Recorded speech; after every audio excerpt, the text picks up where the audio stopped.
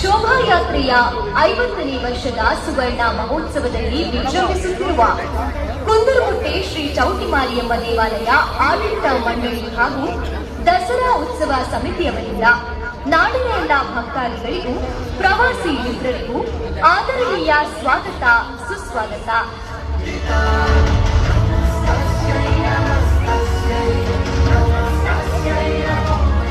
ಶೋಭಾಯಾತ್ರೆಯ ಸುವರ್ಣ ಮಹೋತ್ಸವದ ಭವ್ಯ ಮಂಟಪದಲ್ಲಿ ಶ್ರೀ ದುರ್ಗಾ ಸಪ್ತಶತಿ ಪುರಾಣದಿಂದ ಅಧ್ಯಾಯ 6ರಿಂದ 10ರವರೆಗಿನ ಆಯ್ದ ಕದಂಬ ಕೌಶಿಕೆ ಎಂಬ ಕಥಾ ಸಾರಾಂಶವನ್ನು ನಿಮ್ಮ ಮುಂದೆ ಪ್ರಸ್ತುತಪಡಿಸುತ್ತಿದ್ದೇವೆ.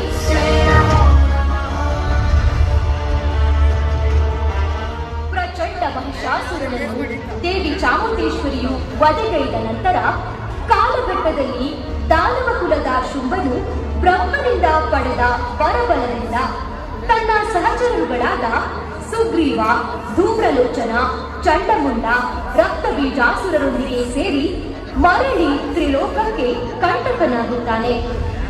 ದೇವತೆಗಳ ಬೇಡಿಕೆ ಮೇರೆಗೆ ದೇವಿ ದುರ್ಗೆಯು ಕದಂಬವನದಲ್ಲಿ ಕೌಶಿಕೆಯಾಗಿ ಆಸೀನಳಾಗಿ ದೇವಿ ಚಾಮುಂಡಿ ಹಾಗೂ ದೇವಿ ಚಂಡಿಕೆಯೊಂದಿಗೆ ದಾನವ ಕುಲದ ಸುಗ್ರೀವ, ಧೂಮ್ರಲೋಚನ, ಚಂಡಮುಂಡ, ರಕ್ತಬೀಜಾಸುರ, ನಿಶುಂಭ, ಶುಂಭರನ್ನು ವಧೆಗೈದು ತ್ರಿಲೋಕಕ್ಕೆ ಕಲ್ಯಾಣವನ್ನುಂಟು ಮಾಡುತ್ತಾಳೆ.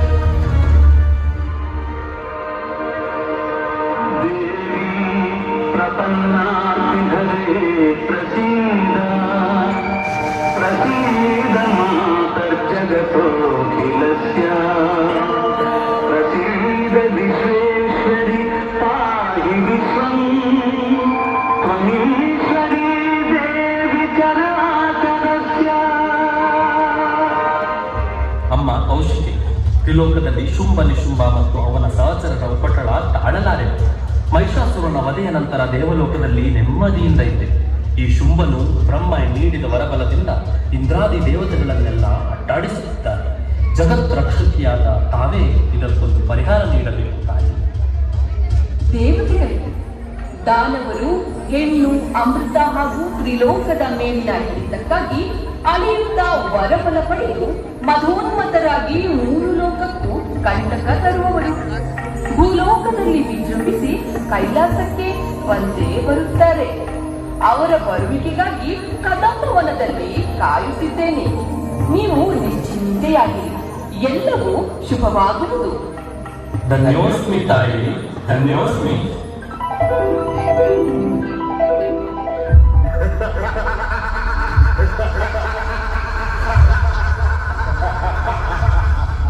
ಸುಗ್ರೀವ, ತ್ರಿಲೋಕದಲ್ಲಿ ಏನಾದರೂ ವಿಶೇಷವಿದೆಯೇ? ಏನು ವಿಶೇಷ ಮಹಾರಾಜ? 3 ಲೋಕದಲ್ಲೂ ತಮ್ಮನ್ನು ಹೆದರಿ ಯಾರೂ ತಮ್ಮ ಬಿಡಾರ ಬಿಟ್ಟು ಬರುತ್ತಿಲ್ಲ.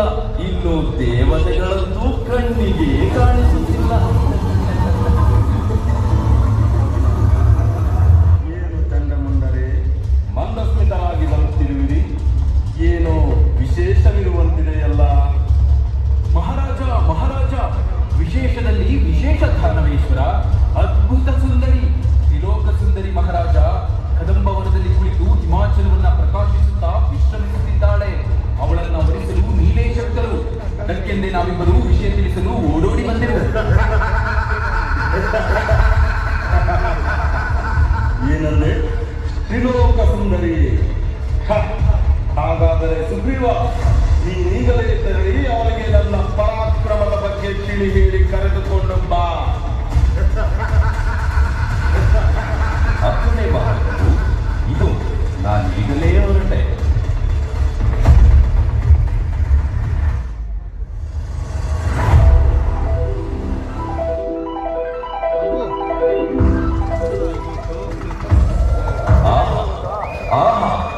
ನಿಜ, ಚಂಡಮುಂಡರು ಹೇಳಿದ ಹಾಗೆ ಅತೀವ ಸುಂದರಿಯೇ ಇವಳು. ಏ ಹೆಣ್ಣೆ, ಯಾರು ನೀನು? ಏನು ನಿನ್ನ ಹೆಸರು? ಯಾಕಾಗಿ ಈ ವನದಲ್ಲಿ ಒಬ್ಬಳೆ ಕುಳಿತಿರುವೆ?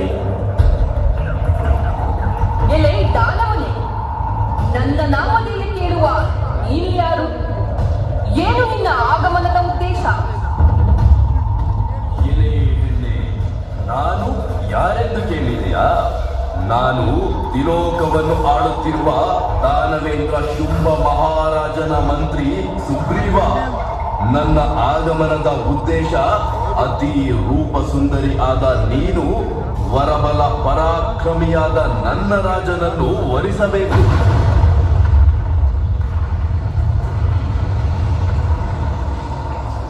ನೀನೀಗಲೇ ನನ್ನೊಂದಿಗೆ ಹೊರಟು ಬಾ. ನಿನ್ನನ್ನು ಕರೆದುಕೊಂಡು ಬರಲು ರಾಜಾಜ್ಞೆಯಾಗಿದೆ. ಹೊರಡುವಂತವಳಾಗು.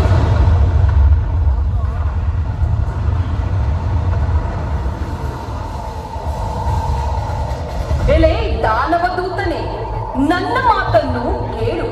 ನನ್ನ ಪ್ರತಿಜ್ಞೆ ಏನೆಂದರೆ, ಯಾರು ಸಮರದಲ್ಲಿ ನನ್ನನ್ನು ಜಯಿಸುತ್ತಾರೋ ಅವರನ್ನು ನಾನು ವರಿಸುವುದು. ಆದ ಕಾರಣ ಶುಂಭನಾಗಲಿ ನಿಶುಂಭನಾಗಲಿ ನನ್ನನ್ನು ಜಯಿಸಿ ವಿವಾಹವಾಗಲಿ.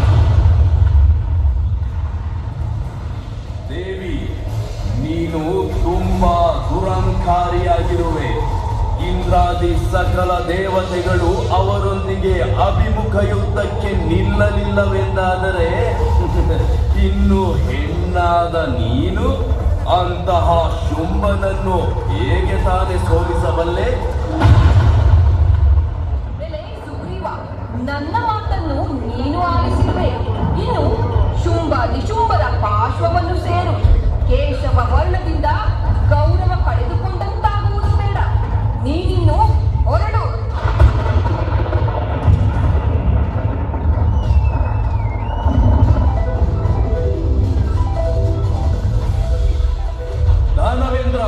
ದಾನವೇಂದ್ರ, ಏನಾಯ್ತು ಸುಗ್ರೀವ? ಏನಾಯ್ತು? ಅವಳು ಬರಲಿಲ್ಲವೇ? ಒಬ್ಬಂಟಿಯಾಗಿ ಹಿಂದಿರುಗಿರುವೆ? ಪ್ರಭು, ಅವಳು ಸುಂದರಿಯಾದರೂ ಮಹಾಕೋಪಿಷ್ಟೆ. ತ್ರಿಲೋಕಾಧಿಪತಿಯಾದ ತಮ್ಮೆಲ್ಲ ಪರಾಕ್ರಮಗಳನ್ನು ಹೊಗಳಿದರೂ ತಿರಸ್ಕರಿಸಿ ನನ್ನನ್ನು ಹಿಂದಿರುಗಲು ಹೇಳಿದಳು ಪ್ರಭು. ಹಾಗೇನು? ಎಲೆ ಧೂಮ್ರಲೋಚನ, ಬಾಯಲ್ಲಿ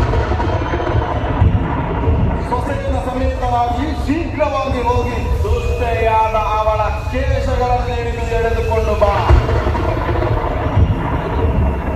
ಅವಳ ರಕ್ಷಣಾರ್ಥ ಇರುವವರು ಯಾರಾದರೂ ಕಂಡು ಬಂದರೆ ಅವನು ಅಮರನಾಗಲಿ, ಯಕ್ಷನೇ ಆಗಲಿ, ಗಂಧರ್ವನೇ ಆಗಿರಲಿ, ಆತನನ್ನು ಸಂಹರಿಸಿ ಅವಳನ್ನು ಕರೆದು ತರುವಂತವನಾಗು.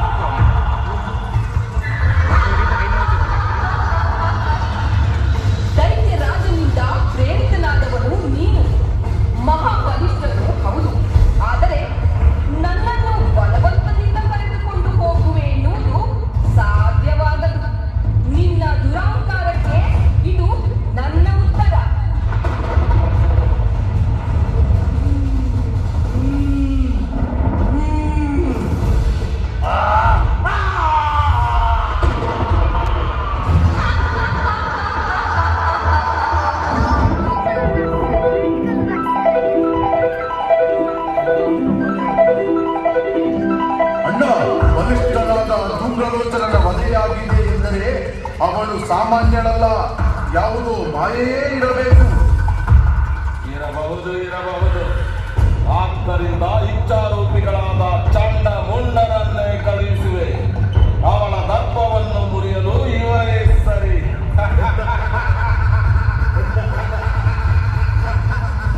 ಎಲೆ ಚಂಡಮುಂಡರೇ, ಬಹು ಸೈನ್ಯ ಸಮೇತರಾಗಿ ತೆರಳಿ ಜಾಗೃತವಾಗಿ ಆಕೆಯನ್ನು ಕರೆತನ್ನಿ. ಹಾಗೇನಾದರೂ ಯುದ್ಧದ ಪ್ರಮೇಯ ಬಂದರೆ ನಿಮ್ಮೆಲ್ಲ ಆಯುಧಗಳನ್ನು ಪ್ರಯೋಗಿಸಿ ದಾನವರ ಬಲವೇನೆಂದು ತೋರ್ಪಡಿಸಿ ಎಳೆದುಕೊಂಡು ಬನ್ನಿ.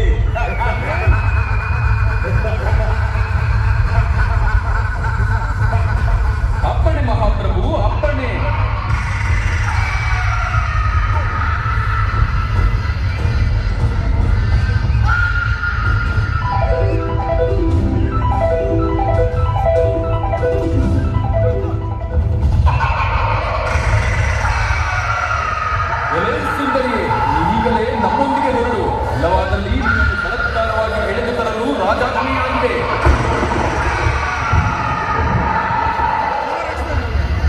ಚಂಡಮುಂಡರೇ, ನಿಮ್ಮಿಬ್ಬರ ಆಗಮನದ ಉದ್ದೇಶ ಒಂದೇ.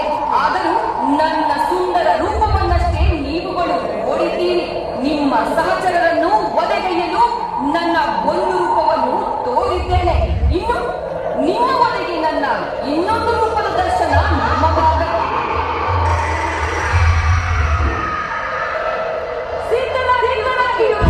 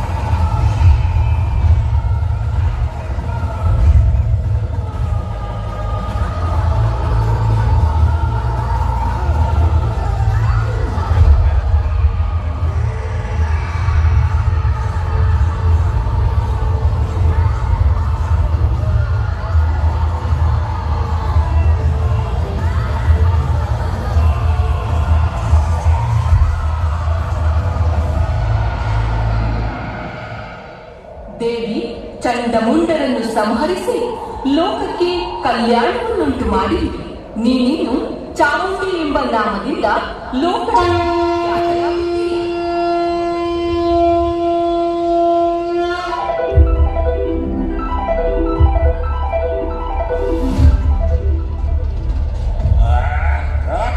ಏನು ಚಂಡಮುಂಡರು ವಧೆಯಾದರೆ ಎಂತ ವಿಪರ್ಯಾಸ! ಇನ್ನು ಸಮಯ ವ್ಯರ್ಥ ಮಾಡಿದರೆ ಎಲ್ಲವೂ ಅನರ್ಥವಾದೀತು. ನಾನೇ ಅವಳನ್ನು ಸಮೀಪಿಸಿದೆ.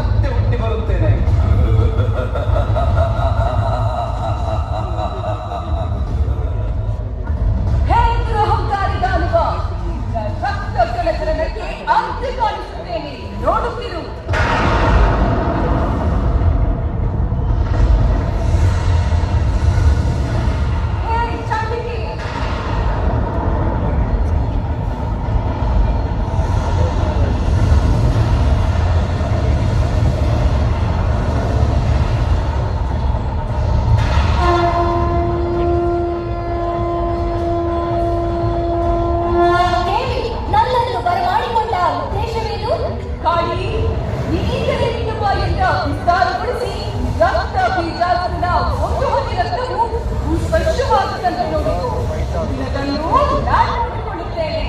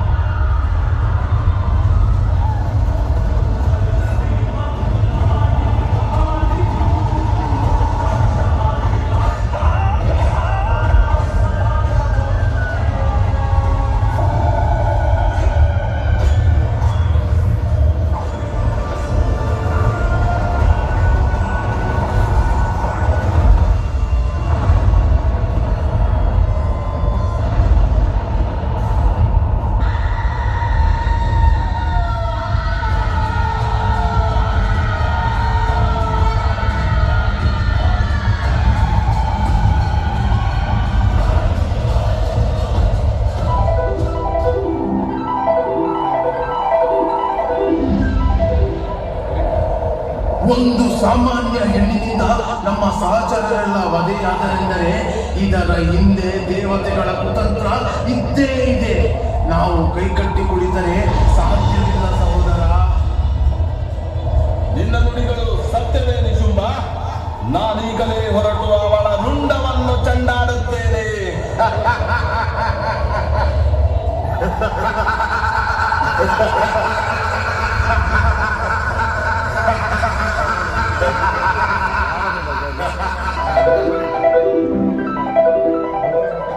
ಹೇ ಮಾಯಾವಿ ಹೆಣ್ಣೆ, ನಿನ್ನ ಮನೋಭಿಲಾಷೆಯಂತೆ ನಿನ್ನನ್ನು ಜಯಿಸಿ ನಿನ್ನನ್ನು ಭರಿಸಲು ಇದೋ ನಾನೇ ಬಂದಿರುವೆ.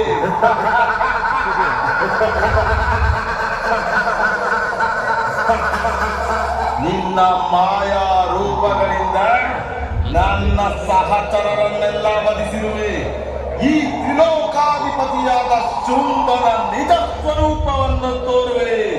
ನೋಡು ನೋಡು ನನ್ನ ನಿಜ ಸ್ವರೂಪವನ್ನು.